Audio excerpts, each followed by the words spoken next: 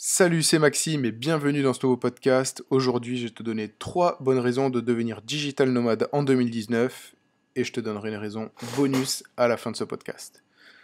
L'idée de pouvoir travailler où et quand tu le souhaites attire énormément de monde. Mais devenir digital nomade n'est pas si simple, surtout le matin quand il s'agit de décider si on sort visiter les alentours ou si on écrit notre prochain podcast ou notre prochaine page de vente. Être digital nomade, ça demande un rythme particulier, mais si tu as soif de voyage et un business qui ne te demande pas d'être chez toi 7 jours sur 7 et 24 heures sur 24, ce mode de vie est fait pour toi. Alors pourquoi de plus en plus de monde change de mode de vie pour partir à l'aventure? Pourquoi ne pas céder à la tentation? Peut-être que toi tu as envie de devenir digital nomade et je vais te donner 4 bonnes raisons de le faire. La première raison, c'est que tu vas pouvoir travailler où tu veux. Dans un café au bord de mer, dans une chambre d'hôtel ou dans un avion, tu n'as plus aucune limitation. Tu peux utiliser n'importe quel moment pour travailler, tu organises ton planning comme bon te semble, et tu n'as plus besoin d'aller au bureau à 45 minutes de chez toi et te frapper les bouchons. Ton nouveau bureau, c'est là où tu es. La deuxième bonne raison, c'est que tu peux voyager quand tu veux.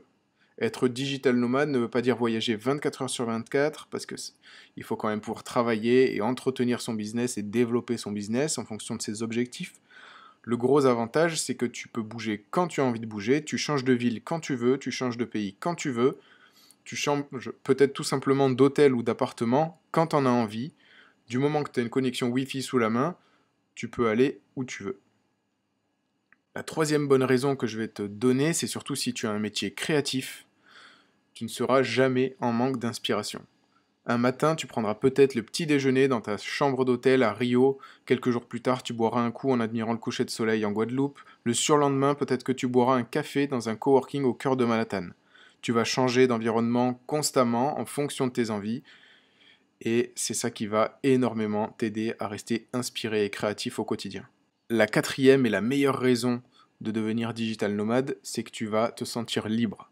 Tu recherches peut-être un sentiment de liberté et devenir digital nomade te l'apporte.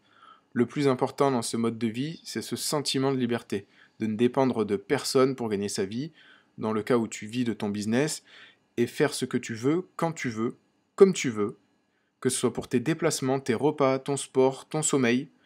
C'est toi qui décides de tout et tout le temps. Ce podcast est maintenant terminé. Je t'invite à t'abonner pour ne rien manquer. On se retrouve dans le prochain podcast. C'était Maxime. Ciao.